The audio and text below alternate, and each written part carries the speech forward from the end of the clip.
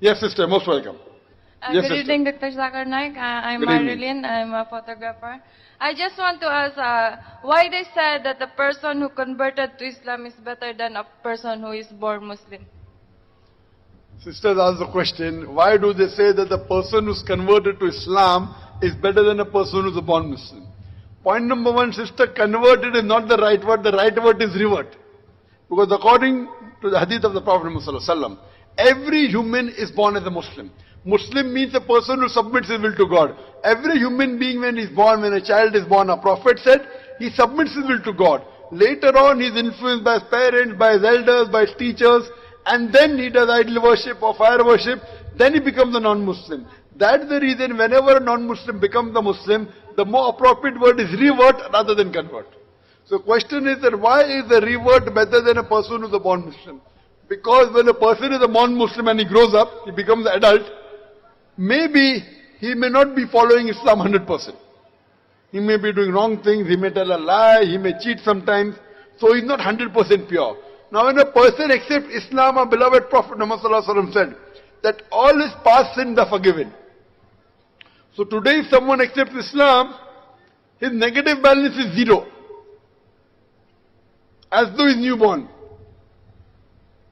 No sin. For a person who's a born Muslim, he may have done good deeds and bad deeds, but surely the bad deeds are yet there. Because the beloved Prophet ﷺ said that no one can enter Jannah with his deeds except with the mercy of Allah. That means mercy of Allah is a must. Only on the good deeds you cannot.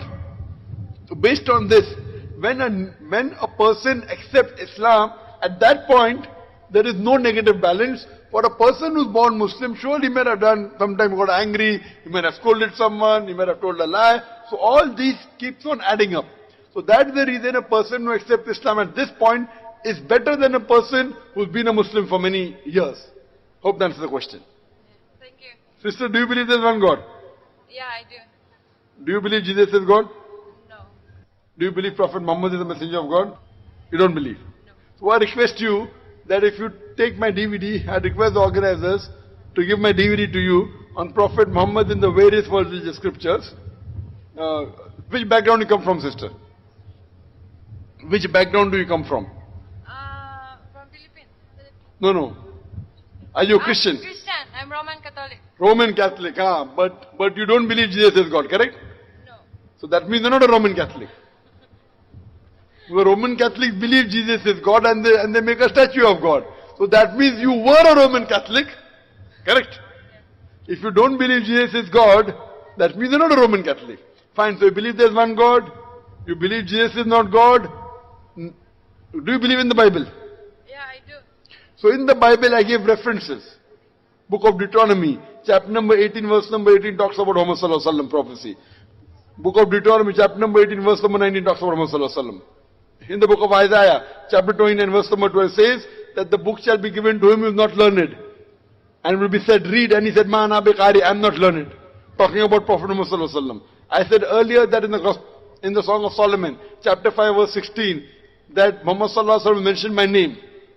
And furthermore, I said in the New Testament, Gospel of John chapter 14, verse number 6, Gospel of John chapter 15, verse 26, Gospel of John chapter 16, verse number 7, as well as Gospel of John chapter 16, verse 12 to 14, I have many things to say unto you, Jesus Christ, peace be upon him, says.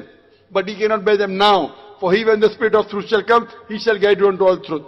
He shall not speak of himself, all that he hears shall he speak. All these are prophecies of the last and final messenger, Prophet Muhammad, peace be upon him. So if you have read the Bible, why don't you believe in the last and final messenger, Prophet Muhammad, peace be upon him? Jesus Christ, peace be upon him, said, I have many things to say unto you, but he cannot bear them now. For he, when the Spirit of truth shall come, he shall guide you unto all truth. Who is this person Jesus Christ talking about, peace be upon him? Who?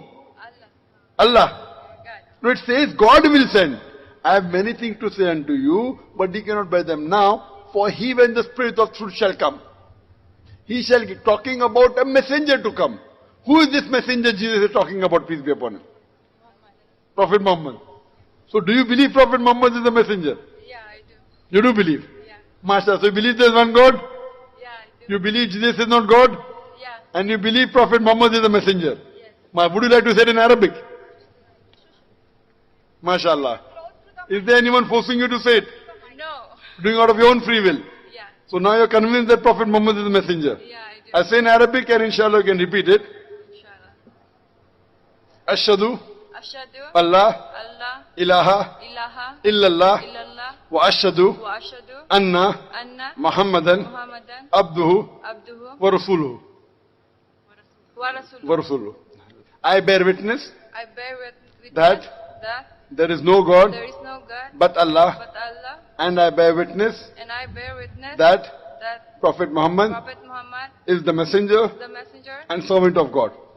and servant of God. MashaAllah, you have become Muslim, and I pray to Allah subhanahu wa ta'ala that may He guide you more and give you the best in this world and the akhirah. Jazakallah, sister.